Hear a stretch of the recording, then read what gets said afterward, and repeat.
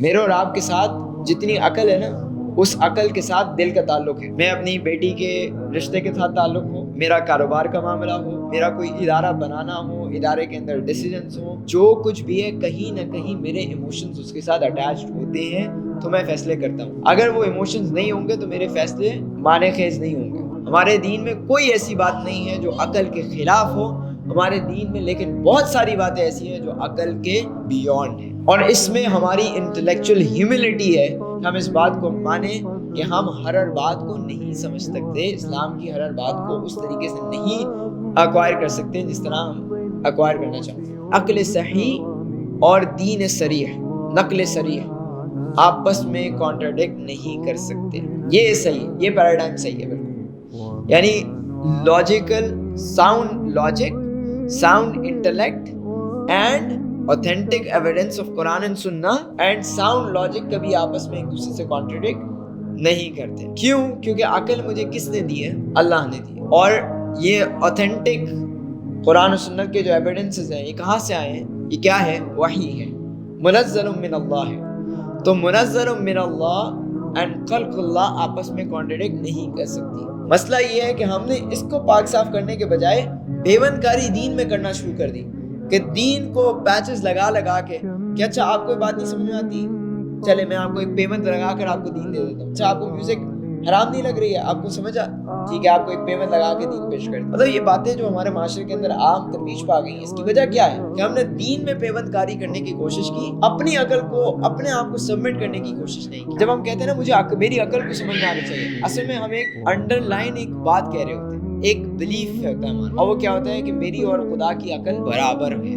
کہتے نہیں ہیں obviously، یہ کوئی شعوری طور پہ انسان کا بلیف نہیں ہوتا، لیکن انڈر ہڈن ایک بلیف ہوتا ہے کہ کیونکہ مجھے اللہ کی ہر بات سمجھ میں آنی چاہیے، تو مجھے یہ کیوں نہیں سمجھ میں آ رہی بات؟ جب مجھے سمجھ نہیں آ رہی ہے تو پھر یہ تو غلط بات ہے، تو ہونی نہیں چاہیے۔ السلام علی رسول اللہ اما بعد، فاعوذ باللہ من الشیطان الرجیم، بسم اللہ الرحمن الرحیم، رب اشرح لی صدری ویسر لی امری واحلل عقدۃ من لسانی یفقہوا قولی۔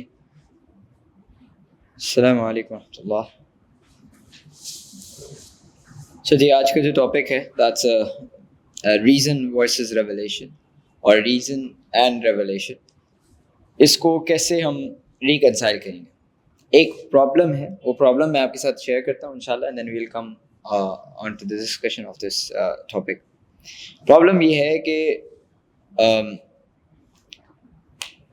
جس کو امام ابن تیمیہ رحمہ اللہ نے اپنی کتاب درء تعارض العقل والنقل میں مینشن کیا ہے، امام الرازی رحمہ اللہ اور امام الغزالی رحمہ اللہ کے ریفرنس ہے، کہ ان کا ایک قانون الکلی ہے۔ قانون الکلی یہ ہے کہ تعارض اگر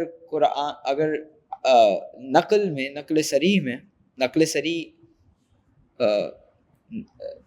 صریح یہ ہوتا ہے کہ قرآن و سنت کا ٹیکسٹ جو کہ اپنی انٹرپریٹیشن میں بالکل واضح ہو، اور عقل میں اگر اس میں تعارض ہو جائے، اس میں آپس میں کانٹرڈکشن ہو جائے، آپس میں اختلاف ہو جائے، تو پھر کیا کریں گے؟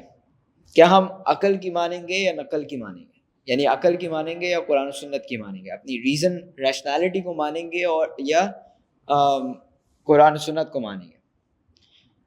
اچھا، ایک تو یہ موقف ہو سکتا ہے، یعنی وہ پاسبلٹیز بیان کرتے ہیں امام الرازی رحمہ اللہ، کہ ایک پاسبلٹی تو یہ ہے نا کہ میں قرآن کو بھی مان لوں یا حدیث کو بھی مان لوں اور عقل کو بھی مان لوں، لیکن میں نے آپ کے سامنے پیش کیا ہے کہ وہ تعارض ہے، آپس میں کانٹرڈکشن ہے، اختلاف ہے۔ اب یہ اختلاف ہونے کی صورت میں دونوں کو ماننا ناممکن ہے، دونوں کو ماننا ناممکن ہے، قرآن کو بھی مان لوں یا حدیث کو مان لوں اور اپنی ریزن اور ریشنالٹی کو مان لوں۔ اچھا، دوسرا موقف وہ کہتے ہیں، دوسری پاسبلٹی یہ ہے کہ آپ دونوں کو ریجیکٹ کر دیں۔ کہتے ہیں this is also something which a Muslim cannot accept، کہ آپ عقل کو بھی انکار کرتے ہیں اور نقل کو بھی انکار کرتے ہیں، آپ قرآن و سنت کو بھی انکار کرتے ہیں اور عقل کو بھی انکار کرتے ہیں، یہ بھی صحیح بات نہیں ہے۔ تیسری بات یہ کہتے ہیں کہ آپ ایک کو ایکسیپٹ کر لیں اور دوسرے کو انکار کر دیں۔ مثال کے طور پہ قرآن کا یا سنت کا اقرار کر لیں اور عقل کا انکار کر دیں۔ تو اس پہ وہ ایک گفتگو کرتے ہیں اور وہ یہ کہتے ہیں کہ یہ تو اگر میں عقل کا انکار کروں گا تو اصل میں کس کا انکار کر رہا ہوں؟ کس کا انکار کر رہا ہوں؟ قرآن و سنت کا بھی انکار کر رہا ہوں۔ کیوں قرآن و سنت کا انکار کر رہا ہوں؟ میں اور آپ مسلمان کیسے ہیں؟ کس بنیاد پر ہے؟ ہاں اپنے والدین کی وجہ سے. چلیں ایک نان مسلم مسلمان ہوتا ہے, ایک ایتھیسٹ ہے وہ مسلمان ہوتا ہے, وہ کس بنیاد پہ ہوتا ہے؟ ہاں قرآن سنت کی وجہ سے نہیں, وہ قرآن و سنت کی وجہ سے نہیں ہوتا.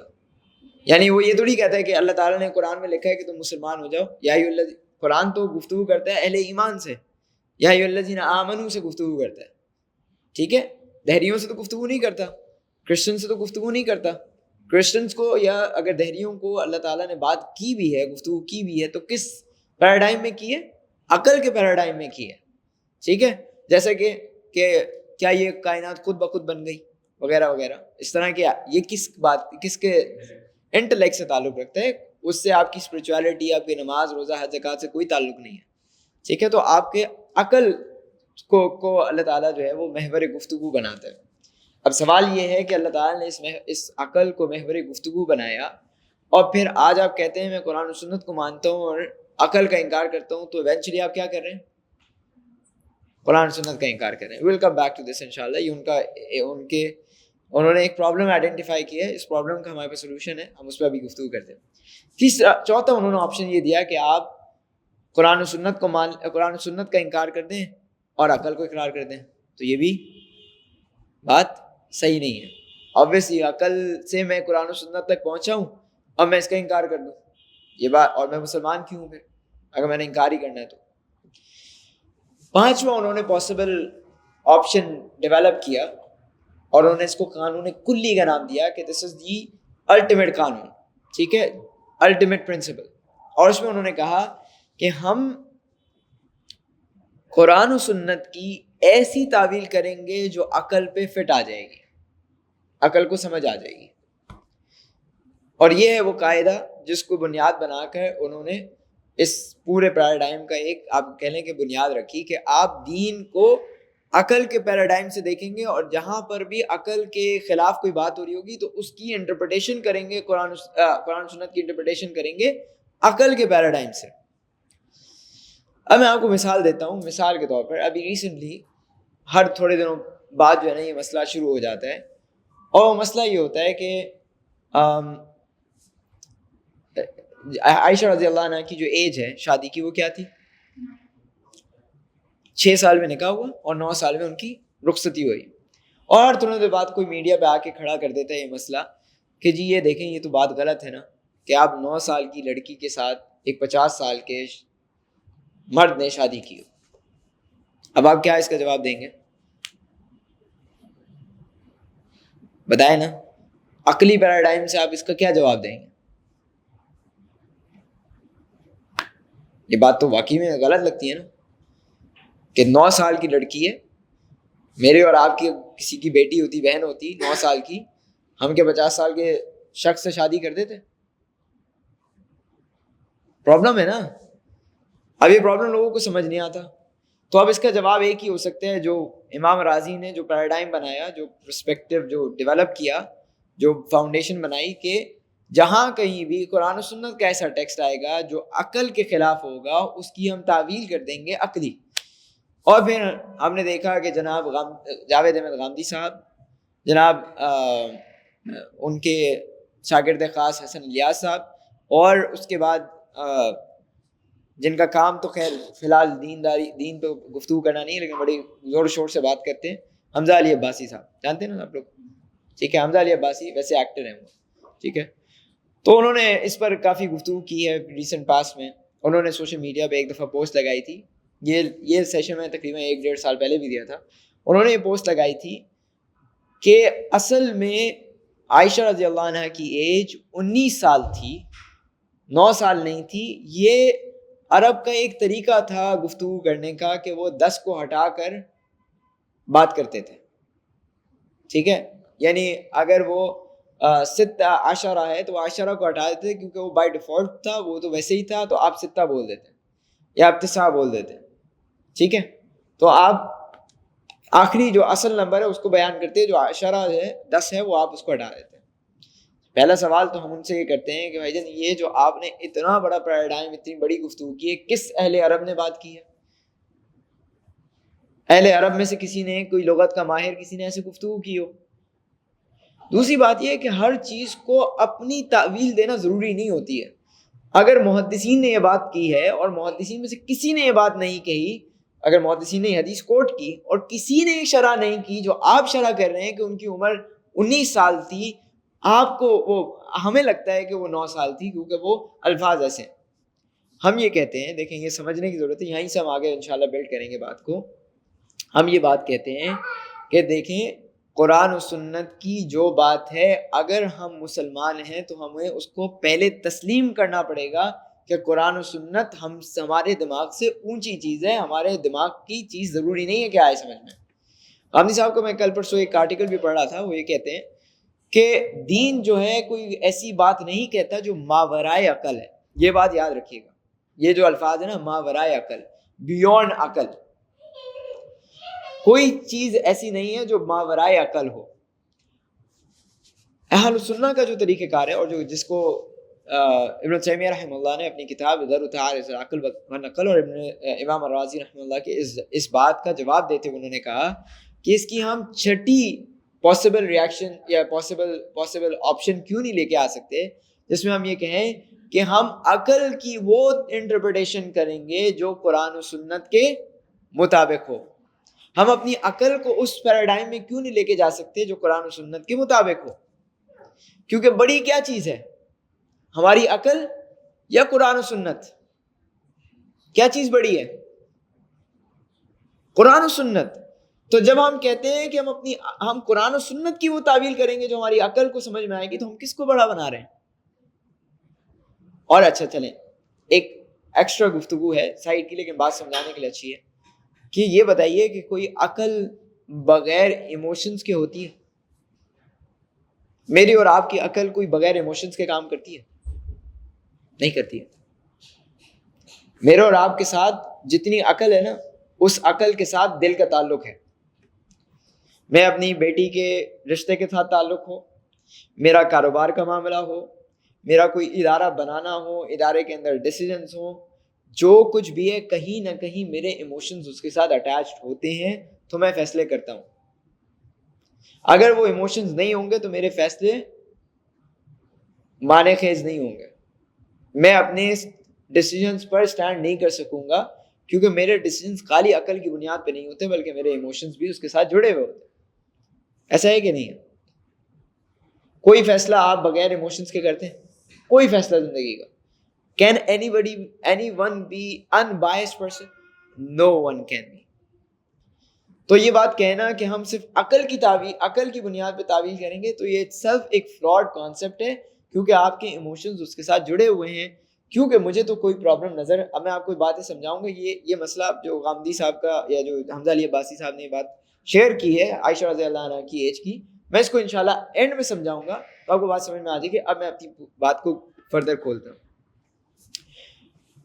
کہ ابن تیمیہ رحمہ اللہ نے کہا کہ بھائی ہم چھٹی تعویل کریں گے، چھٹا پاسبل آپشن لیں گے وچ از کہ ہم قرآن و سنت کی وہ تعویل کریں گے جو عقل کی وہ انٹرپریٹیشن کریں گے یا عقل کو ہم اس فارمیٹ میں لے کے آئیں گے جو قرآن و سنت کے مطابق ہوگی.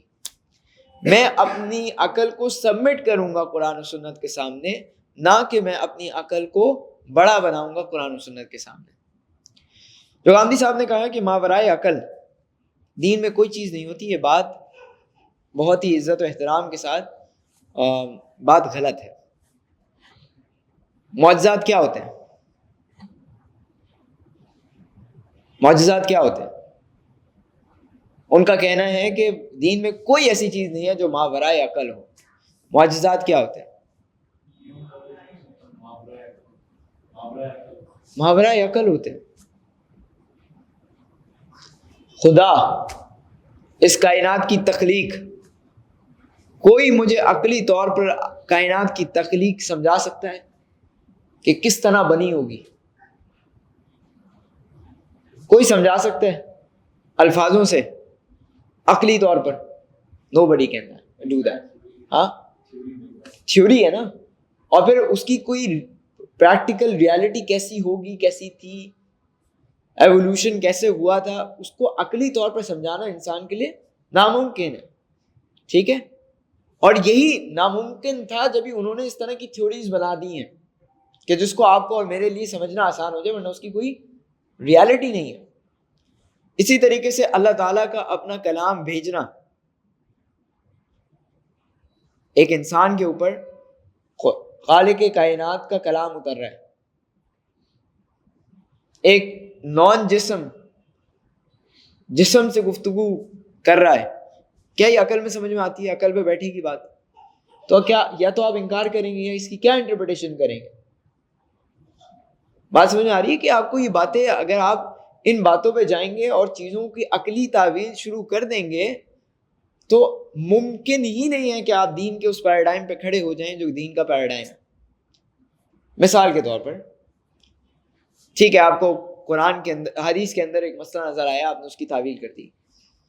مجھے بتائیے, ابراہیم علیہ السلام کو حکم دیا گیا, اللہ تعالیٰ نے حکم دیا ابراہیم علیہ السلام کو کہ اپنے بیٹے کو انی ارا فی المنام انی اذبحک فانظر ماذا تری قال یا ابت افعل ما تؤمر ستجدنی ان شاء اللہ من الصابرین فلما اسلم وتله للجبین ونادیناہ یا ابراہیم, کہ پورا ایکٹ کر دیا تھا ابراہیم علیہ السلام نے, یہ اپنے بیٹے کی قربانی کا ایکٹ اپنے لحاظ سے پورا کر دیا تھا کہ بیٹے کو لٹا کر چھری چلا دی تھی.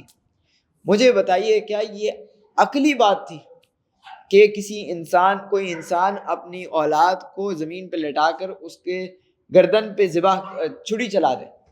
کیا یہ کوئی عقلی بات ہے؟ کیا یہ کوئی ریشنل بات ہے؟ کیا یہ کوئی ریزنیبل بات ہے؟ اس کی آپ کیا تعویل کریں گے؟ اس کی تعویل نہیں کر سکتے آپ. اگر آپ تعویل کریں گے تو آپ یہی کہیں گے کہ کیا تعویل کریں, آپ کہیں گے نہیں وہ اصل میں اسماعیل نہیں تھے, اسماعیل کا پتلا تھا. مطلب آپ کو یہ بتا رہا ہوں کہ آپ جب بھی اس کی تعویل پہ جائیں گے تو آپ دین کے پیراڈائم پہ نہیں کھڑے ہو سکتے. آپ دین کی وہ انٹرپریٹیشن کریں گے جو دین کا مقصود ہی نہیں ہے, جو دین کا پرپز ہی نہیں ہے, جو دین کا آبجیکٹو ہی نہیں ہے, آپ وہ انٹرپریٹیشن کریں گے. ایونچولی آپ دین کا پورا نظام بگاڑ کر ایسے پوزیشن پہ آ جائیں گے جہاں پہ آپ کا دین سب سے لینینٹ دین ہوگا, جہاں پر آپ, اور ابھی آج کل آپ دیکھیں, میں احترام کرتا ہوں جاوید احمد غامدی صاحب کا, لیکن بہرحال اختلاف, یہ ایک اصولی اختلاف ہے کہ آپ جب دین کو ایک ایسی انٹرپریٹیشن پیش کریں گے دین کی جو دین کا مزاج ہی نہیں ہے, دین کا آبجیکٹو ہی نہیں ہے, دین کا مقصود ہی نہیں ہے, تو آپ کیوں ایسی انٹرپریٹیشن پیش کریں؟ دین آپ سے یہ چاہتے ہی نہیں ہے نا. آپ نے میوزک کو حلال کرنا ہے, آپ نے میوزک کو حلال کر دیا کس بنیاد پر؟ کیونکہ عقل میں آپ کے بات سمجھ نہیں آتی. آپ نے کہا یہ تو آج کے دور میں ایک آلہ ہے, یہ تو کمیونیکیشن کا طریقہ کار ہے, یا وغیرہ وغیرہ جو بھی آپ نے تعویل کی, اور ہر بندے کی ڈفرینٹ تعویل ہوگی. یہ بھی یاد رکھیے کہ جتنے بھی عقل پرست یا عقل کے لوگ ہیں جو عقل کو ایک پیڈسٹل بناتے ہیں, ایک بنیاد بناتے ہیں, ان کا آپس میں کبھی اتفاق ہوا ہی نہیں ہے. یہ کہتے ہیں کہ مولویوں نے جب دین کو عقل سے چھینا, دور کیا, تو آپس میں ان کی لڑائیاں شروع ہو گئیں. تو ہم آپ سے سوال کرتے ہیں کہ جتنے بھی آپ کے پیراڈائم کے لوگ ہیں جو عقل کے اوپر بنیاد بناتے ہیں دین کو, ان سے پوچھئے کہ کیا آپ واقعتاً ایک دوسرے کے ساتھ اتفاق کرتے ہیں؟ کیا جناب پرویز صاحب جو عقل پرست تھے, اور جناب غامدی صاحب اور امین احسن اصلاحی صاحب, ان سب کا, یا مولانا وحید الدین خان صاحب جو انڈیا میں ہوتے تھے, کیا ان سب کا ہر معاملے میں ایک ہی اوپینین ہے؟ ایسا نہیں ہے. They have different opinion. ٹھیک ہے, تو پوائنٹ یہ ہے کہ یہ بنیاد جو آپ نے بنائی ہے کہ عقل کو ہم اس لیے انکار کر رہے ہیں کہ یہ دیکھیں یہ دین کا مزاج نہیں ہے وغیرہ وغیرہ. تو میں نے آپ کو کہا کہ دین ماورائے عقل, ہم یہ بات کہتے ہیں کہ دین عقل سے نیچے کی بات نہیں کرتا, لیکن دین عقل سے اوپر کی بات ضرور کرتا ہے. یہ ممکن نہیں ہے ہمارے دین کے لیے کہ کوئی بات عقل کے خلاف ہو. ہمارے دین میں کوئی ایسی بات نہیں ہے جو عقل کے خلاف ہو ہمارے دین میں, لیکن بہت ساری باتیں ایسی ہیں جو عقل کے بیونڈ ہیں. صحیح ہے, اور اس میں ہماری انٹلیکچوئل ہیوملٹی ہے, انٹلیکچوئل ہمبلنس ہے کہ ہم اس بات کو مانیں کہ ہم ہر بات کو نہیں سمجھ سکتے, اسلام کی ہر بات کو اس طریقے سے نہیں ایکوائر کر سکتے جس طرح ہم एक्वायर करना चाहते हैं। बात समझ आ गई? बेस लाइन आपको जी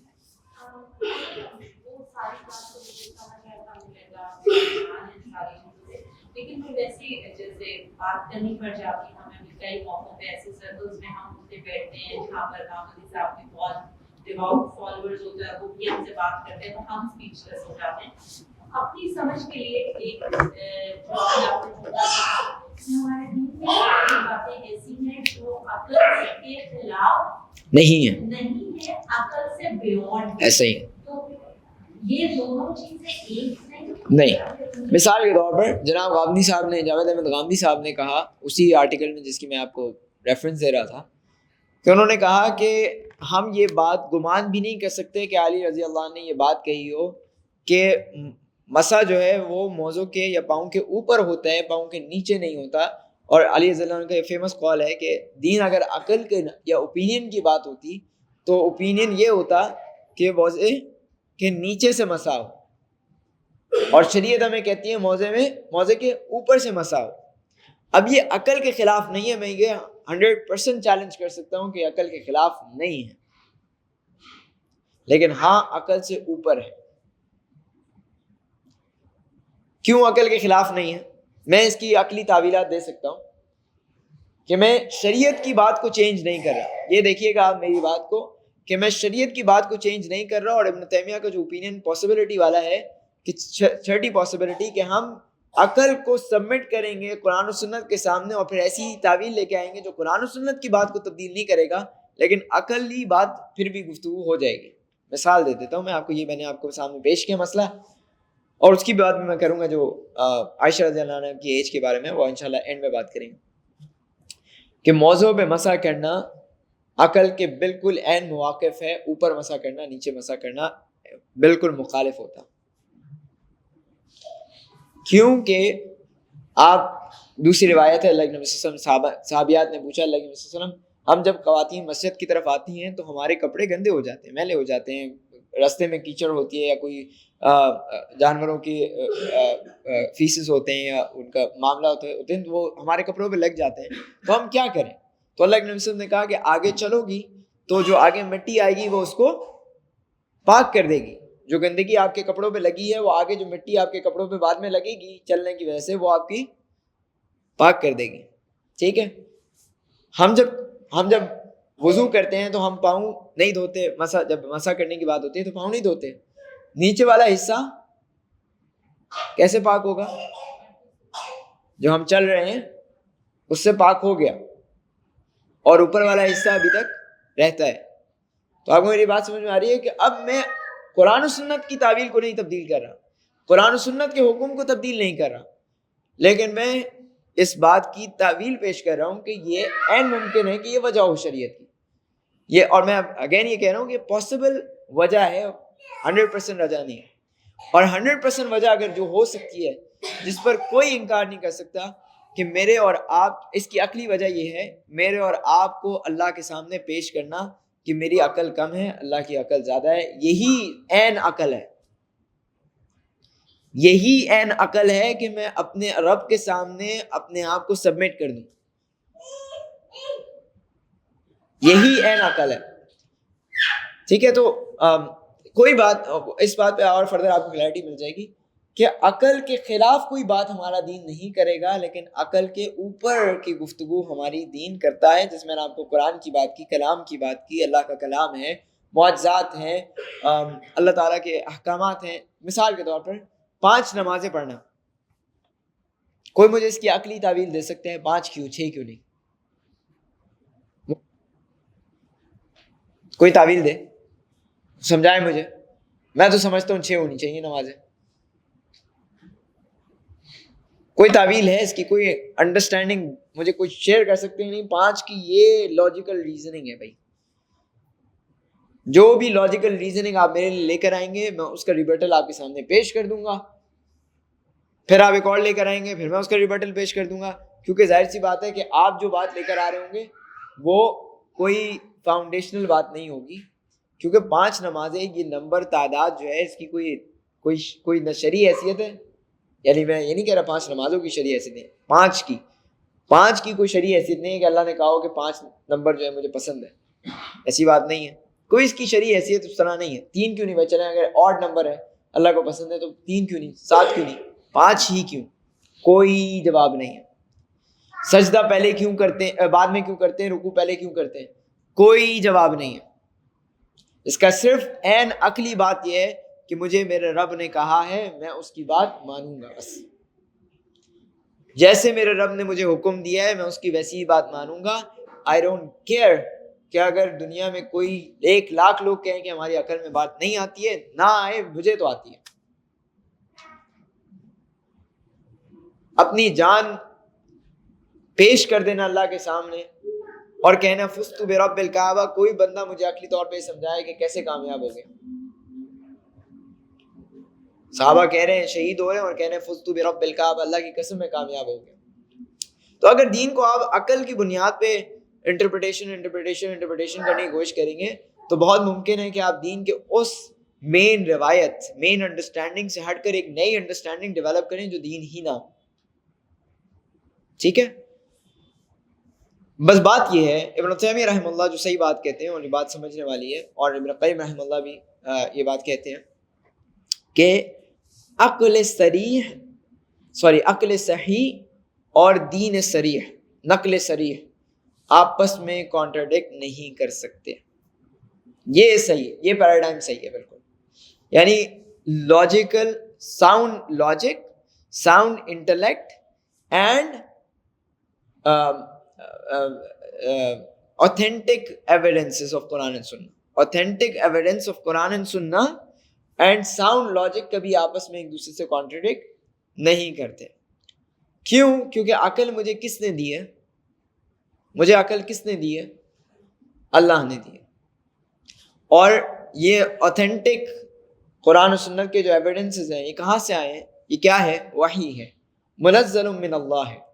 تو منزل من اللہ اینڈ خلق اللہ آپس میں کانٹرڈکٹ نہیں کر سکتی۔ اللہ کی تخلیق اور اللہ کی تنزیل، اللہ کی وحی آپس میں کانٹرڈکٹ نہیں کرتی۔ اگر کہیں پہ کانٹرڈکٹ کرے گی تو دونوں میں سے کسی ایک کا پرابلم ہوگا، یا تو وہ ایویڈنس صحیح نہیں ہے، صحیح ہے، بلکہ تین پرابلمس ہو سکتے ہیں، 3 پاسبل پرابلمس ہو سکتے ہیں۔ یا تو ایویڈنس اوتھینٹک نہیں ہے، یا اس ایویڈنس کی انڈرسٹینڈنگ صحیح نہیں ہے، یا میری عقل خراب ہے۔ یہ بھی تو ممکن ہے نا کہ میری عقل خراب ہو، میں بہت زیادہ انفلوئنسڈ ہوں اپنے کلچر کے ساتھ کہ مجھے یہ بات سمجھ ہی نہیں آتی ہے، مجھے یہ بات مطلب میرے دماغ پہ نہیں بیٹھ رہی کہ یہ کیسے ممکن ہے۔ تو اگر میرے دماغ میں نہیں بیٹھ رہی کوئی بات تو ممکن ہے میرے بیک گراؤنڈ کا، میری کلچر کا، میری اپ برنگنگ کا، میرے معاشرے کا، میری ذات پر، میری انڈرسٹینڈنگ پر انفلوئنس ہے۔ تو مجھے نہ کہ قرآن و سنت کو تبدیل کروں، چاہیے یہ کہ میں اپنے آپ کو ڈی کلٹر کروں، میں اپنے مائنڈ کو ڈی کلٹر کروں، میں اپنے مائنڈ کو جو ہے صاف کروں، اس کی انڈرسٹینڈنگ صحیح کروں، نہ کہ قرآن و سنت کو صحیح کروں۔ یعنی ادھر پیوند کاری ادھر کرنے کی ضرورت نہیں ہے، اس کے اوپر کام کرنے کی ضرورت ہے، اس کو پاک صاف کرنے کی ضرورت ہے۔ مسئلہ یہ ہے کہ ہم نے اس کو پاک صاف کرنے کے بجائے پیوند کاری دین میں کرنا شروع کر دی، کہ دین کو پیچز لگا کے کہ اچھا آپ کو بات نہیں سمجھ میں آتی، چلے میں آپ کو ایک پیمنٹ لگا کر آپ کو دین دے دیتا ہوں۔ پھر کوئی اور آیا، اس کو بات نہیں سمجھ میں آ رہی دین کی، اچھا آپ کو میوزک حرام نہیں لگ رہی ہے، آپ کو سمجھا، ٹھیک ہے، آپ کو ایک پیمنٹ لگا کے دین پیش کر دیا۔ اچھا جی آپ کو عورتوں کا 4 دیواری میں رہنا پسند نہیں آ رہا، چلے آپ کو ایک پیمنٹ لگا کے جو ہے نا قرآن و سنت سے یا کہیں پہ روایت میں شاذ اوپینین کو ایک اٹھا کے لا کے میں آپ کے سامنے پیش کر دوں گا، دیکھیں دین نے جو ہے نا عورتوں کو اتنی اجازت دی ہے کہ وہ جو ہے نا وہ بس کسی کے لیے ڈیزائر کا باعث نہ، ٹیمپٹیشن کا باعث نہ، باقی جو ہے وہ اپنی مطلب پردے وردہ، کوئی شریعت پردہ تو آنکھ کا ہوتا ہے۔ مطلب یہ باتیں جو ہمارے معاشرے کے اندر عام ترویج پا گئی، اس کی وجہ کیا ہے کہ ہم نے دین میں پیوند کاری کرنے کی کوشش کی، اپنی عقل کو، اپنے آپ کو سبمٹ کرنے کی کوشش نہیں کی۔ اور جو میں پہلے بات کہہ رہا تھا کہ دیکھیں ہماری عقل نے اپنے رب کو پہچانا، اس کی ایک پریکٹیکل اگزامپل ہے، وہ بات سمجھ میں آ جائے تو میری پوری گفتگو بات میں مطلب بس ہم کنکلوڈ کر دیں گے، بات سمجھ میں آ جائے گی۔ وہ یہ ہے کہ آپ مزمل میرے پاس آتا ہے اور کہتا ہے کہ صاحب بھائی مجھے فقہ کا ایک سوال ہے. میں کہتا ہوں یار دیکھو بات سنو, میں فقہ میں میری کوئی ایکسپرٹیز نہیں ہے, مجھ سے آپ عقیدے کے سوال پوچھیں تو میں اس کا جواب دے سکتا ہوں, فقہ میری ایکسپرٹیز نہیں ہے. آپ ایسا کریں کہ آپ شیخ معراج کے پاس چلے جائیں, وہ آپ کو فقہ کا جواب دے دیں. اب یہ شیخ معراج سے پوچھ کے آئے کہ شیخ فقہ میں کیا ہے, اور یہ وہ لے آئے میرے پاس. میں نے کہا کہ صاحب بھائی یہ مسئلہ شیخ معراج نے بتایا. اچھا بھائی, میں کہتا ہوں میں دیکھتا ہوں شیخ معراج کا اوپینین دیکھتا ہوں, کہتا ہوں یار دیکھو مجھے سمجھ نہیں آ رہا یہ اوپینین جو ہے نا ایسا ہونا چاہیے, یہ اوپینین جو ہے نا وہ, بلکہ میں آپ کو بتاتا ہوں یہ اوپینین یہ ہے. تو مزمل مجھے کیا کہے گا, کہا صاحب بھائی یا تو آپ مجھے پہلے بتا دیتے, اتنی مجھے جو آپ نے ادھر ادھر گھمایا, شیخ معراج کے پاس بھیجا, میں نے ان سے ٹائم لیا, ان کا ٹائم خرچ ہوا, آپ مجھے پہلے بتا دیتے اپنا اوپینین. آپ کو اگر لگتا تھا کہ آپ فقہ میں ذرا ماسٹر ہیں تو اپنا اوپینین پہلے بتا دیتے. یا تو دوسری بات ہے, اگر آپ اوپینین اگر آپ کہتے ہیں فقہ میں آپ ماسٹر نہیں ہیں اور آپ نے ایکنالج کیا ہے کہ شیخ معراج فقہ میں زیادہ ماہر ہیں اور آپ ماہر نہیں ہیں, آپ کی ایکسپرٹیز نہیں ہے, تو آپ کو شیخ معراج کی بات کیا ہوگی, مان لینی چاہیے. میں آگے سے جواباً مزمل کو کہتا ہوں کہ مزمل آپ کو بھیجا کس نے تھا ادھر؟ تو یہ کوئی عقلی بات ہے, یہ کوئی عقلی بات ہے. اگر میں یہ جواب دیتا ہوں مزمل کو, یہ کوئی عقلی بات نہیں ہے, بلکہ یہ انتہائی بے وقوفی کی بات ہے کہ میں ایک جگہ پہ آ کے ایکنالج کر چکا ہوں کہ وہ زیادہ بڑے ہیں, میں کمزور ہوں اس معاملے کے اندر, پھر میں اپنی چلاؤں. اب آ جائیے عقل کے معاملے پر. بالکل بجا ہے کہ ہمارا دین عقل کی بنیاد پر ہے. کوئی بندہ ایمان لے کر آتا ہے تو وہ عقل کی بنیاد پر ایمان لے کے آتا ہے. میں اور آپ مسلمان ہوئے تو عقل دماغ لگایا, اللہ کو پہچانا, کائنات کی تخلیق کے اوپر غور و فکر کیا, تو ہم نے ایکنالج کیا کہ ہاں اس کائنات کا کوئی نہ کوئی خالق ہوگا, بغیر خالق کے کوئی کائنات بن نہیں سکتی ہے. جب میں نے یہاں پر آ کے سبمٹ کر دیا کہ میرا رب اللہ ہے, تو اب میری عقل نے کیا کیا, سر تسلیم خم کیا ہے, میں نے سبمٹ کیا ہے کہ میں کمزور اور میرا رب اعلیٰ ہے, اکمل ہے, حکیم ہے, علیم ہے. جب میں یہ ساری چیزیں اکنالج کر چکا ہوں, اس کے بعد میں کہوں کہ نہیں میں اپنی دماغ چلاؤں گا قرآن و سنت کے اوپر, تو اس کا مطلب ہے کہ میں کہیں نہ کہیں وہی کہہ رہا ہوں بھیجا کس نے تھا. ہاں میری عقل مجھے کہہ رہی ہے بھائی بھیجا کس نے تھا تمہیں, اللہ کے پاس بھیجا کس نے تھا, پہنچایا کس نے تھا خدا تک, اسی عقل نے پہنچایا تھا نا. بھائی یہی تو بات ہے ساری, کہ اس عقل نے ایکنالج کیا ہے کہ میرا رب اللہ ہے. یا تو آپ نہیں ہوتے نا مسلمان, آپ نہ مانتے اپنے رب کو, اب اپنے رب بھی مانا ہے اور پھر اس کی ماننی بھی نہیں ہے, کیسا رب ہے, یہ کیسی سبمیشن ہے. ایک طرف آپ قرآن کی آیت پڑھتے ہیں قال له ربه اسلم قال اسلمت لرب العالمین, ابراہیم علیہ السلام کے بارے میں, کہ جب اس کے رب نے اس کو کہا کہ اسلم سبمٹ کر دو, تو اس نے کوئی چون چرا نہیں کی کہ میں اپنے بیٹے کو کیوں ذبح کروں, اپنی بیوی کو اتنی دھوپ گرمی میں کیوں چھوڑ کے آؤں. یہ تو شیطان نے کیا تھا. شیطان نے عقل چلائی تھی نا, چلائی تھی نہیں چلائی تھی, کہاں چلائی تھی کوئی بتائے. ہاں تو کہہ رہے ہیں آپ کہاں چلائی تھی, کیا کہا تھا اس نے, ہاں افضل ہوں, میری افضلیت اس بنیاد پر ہے کہ مجھے آگ سے بنایا گیا اور اس کو مٹی سے بنایا گیا. یہ عقلی بات تھی. کہہ رہے ابن قیم نے اس کا رد بھی کیا, اس بات کا رد بھی کیا ہے کہ یہ عقل سے بالکل بے تکی بات تھی, یہ کوئی عقلی بات نہیں ہے. لیکن شیطان کے لیے تو عقلی بات لگ رہی تھی. میں نے آپ کو کیا کہا تھا کہ انسان کی عقل اس کی بائسنس کے ساتھ جڑی ہوئی ہے, اس کے ایموشن کے ساتھ جڑی ہوئی ہے. ہر انسان کے ساتھ, ہر ذی شعور ذی عقل آدمی کے ساتھ اس کی ایموشنز جڑے ہوئے ہیں. جو بھی وہ فیصلہ کرتا ہے وہ ایموشنز کی بیس پہ کرتا ہے. یہ ماڈرن سائنس بھی اس کے اوپر بات کرتی ہے. ہارٹ میتھ انسٹیٹیوٹ ہے, اس کی ذرا جا کے پڑھ لیجیے گا.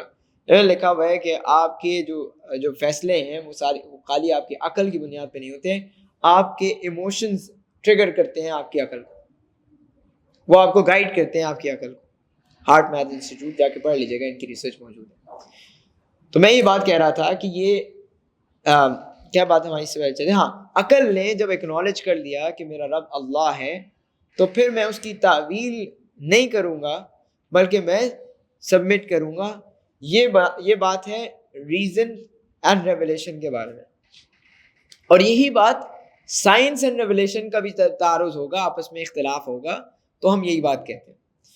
ہمارے ایک دوست ہیں, نام لینا مناسب نہیں سمجھتا, سوشل میڈیا پرسنالٹی ہیں, وہ بار بار سائنس کو جو ہے نا پیڈسٹل بناتے ہیں, بار بار سائنس کو پیڈسٹل بناتے ہیں کہ جی جو ہے وہ معراج کا جو واقعہ ہوا ہے وہ ٹائم ٹریول ہوا ہے. اور وہ بار بار سائنس کو بنیاد بنا کر آپ کو ثابت کرنے کی کوشش کرتے ہیں کہ دیکھیں یہ این سائنس اس کو این قبول کرتی ہے, آپ کیوں نہیں قبول کرتے. ہم ان کی سنسیئرٹی پہ کوئی شک نہیں کرتے, ہمارے بھائی ہیں, محترم ہیں, دین کا کام کرنا چاہتے ہیں, سنسیئرٹی ان کے اندر انشاءاللہ, لیکن ہم ان سے یہ کہتے ہیں کہ خدا را آپ یہ کام نہ کریں. کیوں نہ کریں؟ کیونکہ یہ معجزات ہیں, اور معجزات میں بنیاد کیا ہوتی ہے کہ یہ آپ کی اور میری عقل میں نہیں آئے گی. جب میری اور آپ کی عقل میں نہیں آئے گی تو کیوں اس کو عقلی طور پر سمجھانے کی کوشش کر رہے ہیں. ہم جب ایک بات پہلے طے کر چکے ہیں کہ دین میں بہت ساری باتیں ایسی ہوں گی جو ماورائے عقل ہوں گی, جو بیونڈ عقل ہوں گی, عقل کے خلاف نہیں ہے لیکن عقل سے اونچی ہے. جب عقل سے اونچی ہے تو پھر آپ اس کو اکنالج کیوں ثابت کرنے کی کوشش کر رہے ہیں کہ دیکھیں اس کے ایویڈنسز یہ ہیں, سائنس نے یہ بات کہی ہے, فلاں چیز نے یہ بات کی ہے. کل کو وہ سائنس ڈینائی کر دیتی ہے اس بات کو, پھر کیا کریں گے؟ معجزے کو تبدیل کریں گے آپ؟ معجزے کو تبدیل کریں گے آپ؟ نہیں نا. تو پھر آپ سبمٹ کر دیں. دیکھیں ہمارا دین ہمیں کہتا ہے کہ اپنے رب کے سامنے اپنے آپ کو سبمٹ کر دو, اللہ کے دین کے سامنے اپنے آپ کو سبمٹ کر دو, رسول اللہ صلی اللہ علیہ وسلم کے سامنے اپنے آپ کو سبمٹ کر دو, اللہ کے قرآن کے سامنے اپنے آپ کو سبمٹ کر دو.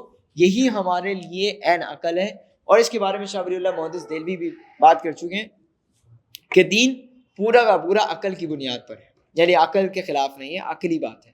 اساس الدین, وہ اس کو کہتے ہیں کہ اساس الدین جو ہے وہ دین کی اساس جو ہے, ایسنس دین کا جو ہے وہ عقل کی بنیاد پر ہے. اور پھر جب عبادات کی بات آتی ہے تو وہ کہتے ہیں کہ بہت ساری چیزیں عبادات میں ایسی ہوتی ہیں جس کو میں آپ کو عقل سے نہیں سمجھا سکتا. اس میں عقلی بات یہی ہے کہ اس کو عقل سے بلند سمجھ لیں. اس میں بیسک عقل یہی ہے, اس میں مطلب عقلی فاؤنڈیشن یہ ہے. اگر آپ سمجھے نا کہ آپ کی عقل کیا ہے, وہ یہی ہے. اس میں عین عقلی بات یہ ہے کہ آپ اس کو کہہ دیں کہ یہ اللہ کی بات ہے, اللہ نے مجھے کہا ہے یہ حکم کرنے کا تو میں کروں گا, سمجھ میں آئے یا نہ. کیونکہ اس میں ایک اور, جب ہم کہتے ہیں نا مجھے میری عقل کو سمجھ میں آنی چاہیے, اصل میں ہم ایک انڈر لائن ایک بات کہہ رہے ہوتے ہیں, ایک بلیف ہوتا ہے ہمارا, اور وہ کیا ہوتا ہے کہ میری اور خدا کی عقل برابر ہے. کہتے نہیں ہیں obviously, یہ کوئی شعوری طور پہ انسان کا بلیف نہیں ہوتا, لیکن انڈر ہڈن ایک بلیف ہوتا ہے کہ کیونکہ مجھے اللہ کی ہر بات سمجھ میں آنی چاہیے, تو مجھے یہ کیوں نہیں سمجھ میں آ رہی بات. جب مجھے سمجھ نہیں آ رہی ہے تو پھر یہ تو غلط بات ہے, تو ہونی نہیں چاہیے. بھائی کیوں نہیں ہونی چاہیے؟ آپ کو ہر بات خدا آ کے سمجھائے گا, آپ کے پاس آ کے آپ کو سمجھائے گا, جی آپ متفق ہیں اس بات سے تو میں یہ شریعت اتارتا ہوں. یہ کیوں کرے گا خدا؟ اس کی خدائی اسی بات میں ہے کہ وہ آپ کو بات سمجھ میں آئے یا نہ سمجھ میں آئے, آپ کو ماننی پڑے گی. وہ خدا ہے, وہ رب ہے, اس کی ربوبیت اسی بات میں, اس کی الوہیت اسی بات میں, اور یہی تو اس کی پاور ہے, یہی تو اس کا بڑا پن ہے. ورنہ اس کا بڑا پن کہاں گیا اگر اس کو آپ نے اپنے برابر سمجھ لیا. اس کی حکمت بھی آپ کو سمجھ میں آئے, اس کی علم بھی آپ کو سمجھ میں آئے, اس کی عقل بھی آپ کو سمجھ میں, اس کی سمجھ بھی آپ کو سمجھ میں آئے, تو یہ بات اچھی نہیں ہے. یہ آپ کی انسان ہونے کے اوپر نا ایک دھبا ہے. ٹھیک ہے, تو یہ بات یہ نہیں ہونی چاہیے, اللہ تعالیٰ کے سامنے سبمٹ کرنی چاہیے. اقبال کا شعر ہے کہ عقل کو آستاں سے دور نہیں, اس کی تقدیر میں حضور نہیں. عقل کا مسئلہ یہ ہے کہ وہ حضوری نہیں کر سکتا. عقل کا ایک پرابلم ہے کہ وہ اپنے آپ کو سبمٹ نہیں کر سکتا, ہر وقت وہ سوال پوچھتا ہے, why. تو پھر اقبال نے آگے بات کی کہ دل بینا بھی کر خدا سے طلب, آنکھ کا نور دل کا نور نہیں. کہ دیکھنے والا دل اللہ سے دل مانگو کہ وہ دل کو بات سمجھ میں آئے، عقل کو، آنکھ کو سمجھ، یعنی جو ظاہری چیز ہے وہ آپ کو سمجھ میں نہ آئے یا نہ آئے، وہ بلیف آپ کے اندر، وہ ایمان کی صورت آپ کے اندر ہونی چاہیے. اگر یہ آپ کے اندر آ گئی ہے تو عقل کو بات سمجھ میں آ جائے گی. کیا میں تو پوچھ رہا ہوں نا، کون سی ایسی چیز ہے؟ مجھے امام شافعی نے کہا تھا کہ مجھے میرے سامنے 2 حدیثیں لا دو جو عقل کے خلاف ہوں، میں اس کو ثابت کروں گا کہ وہ 2 حدیثیں لا دو جس کے اندر 2 تعارض ہو، میں اس کو ثابت کروں گا کہ اس کے اندر تعارض نہیں ہے. میں بہت ہمبلی یہ بات کہتا ہوں کہ آپ دین کی کوئی ایسی بات لے آئیں جو آپ کی عقل کے خلاف ہے، میں آپ کو ثابت کروں گا کہ وہ عقلی بات ہے. لے آئیں.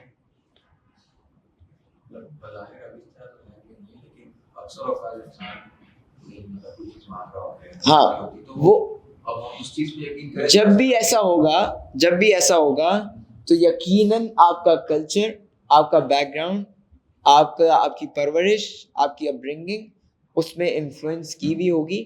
اگر آپ اس کو ذرا سا جھاڑ پھور کے دیکھیں گے نا تو آپ کو بات سمجھ میں آ جائے. وہ جو مسئلہ ہے جس کی بنیاد، جو میں نے شروع میں مسئلہ پیش کیا، پھر میں نے کہا تھا میں آخر میں بات کروں گا، اس پہ گفتگو کر لیتے، پھر آپ لوگوں کے سوالات لے لوں گا انشاءاللہ.